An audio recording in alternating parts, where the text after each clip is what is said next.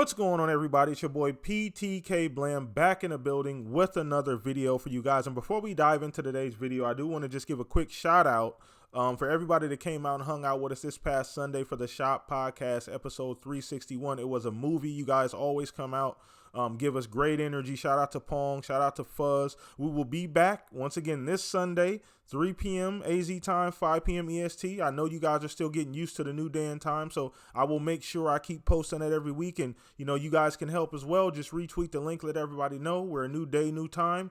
Same awesome and amazing show. But once again, appreciate you guys for hanging out with us and giving us that support. So on to today's video, because I am extremely excited, and we're talking Clair Obscura Expedition 33, a game that I was on really high on my list coming out of the Xbox Showcase last year. It is made and developed by Sandfall Interactive, which is a French dev. This is their very first game, by the way, and I was extremely impressed when I first saw it. And mind you, we didn't know how long and how far into the game that they were. So from what we saw from the showcase was extremely impressive. Graphically, it looked beautiful. The gameplay is different. Everything looks super polished for it to be their first time making a video game. They really knocked it out of the park. So today I woke up and saw that they had given some influencers and some reviewers a 3-hour demo, and a bunch of people had posted their first preview of Clair Obscura 33. And all I can say is, wow, they really knocked it out of the park. So if you're not familiar with the game, I want to give you a quick rundown. Essentially, it is a traditional turn-based RPG with a twist on it. It is more of a reactive turn-based RPG. Right? So rather than you take your turn, I take my turn, computer takes his turn, it's I take my turn, but I can do a bunch of other stuff while the computer is trying to figure out its next move. I can block, I can parry, I can, retaliate. I can all kind of cool, really reactive things you can do that really makes the kind of slow and trodden turn base way more fun and way more reactive, and I'm into that. I never was really into the old Final Fantasy turn-based RPGs. I love the fact that they gave it energy, and I love the fact that you can do things while you're taking a turn and while the other characters and or the computer's taking his turn as well. It's a really beautiful game. So some of the things that actually stood out for me while watching gameplay, one, the environment looked amazing. The game visually is a beautiful game.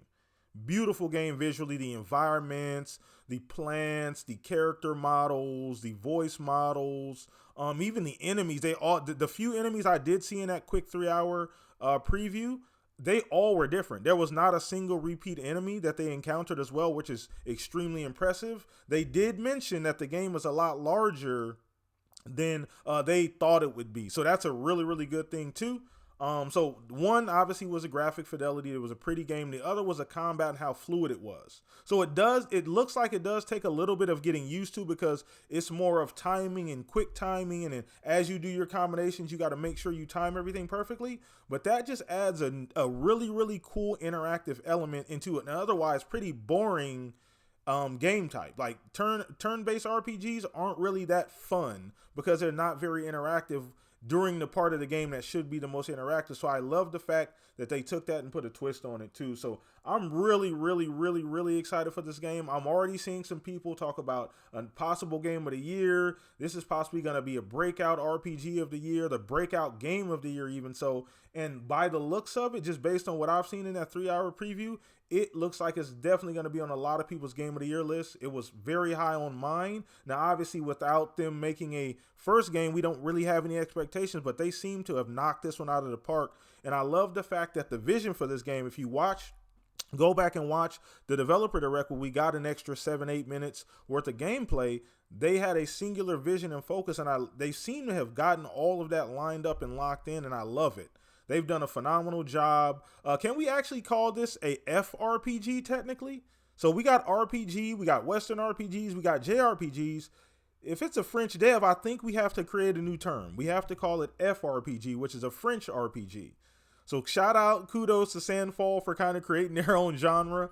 But yeah, the game looks amazing. It looks phenomenal. I cannot wait to play it. It will be in Game Pass as well.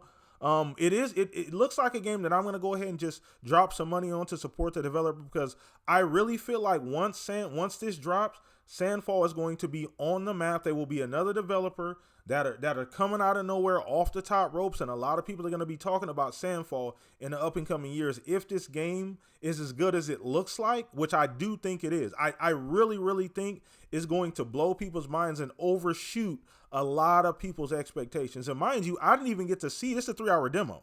I didn't even get to see a lot of the other stuff that's included in this game. Now, I don't know how big or long the game is supposed to be, but man, you can absolutely see there's a lot more there to it watching that 3-hour demo. But once again, let me know what you guys think in the comment section about Clair Obscur Expedition 33.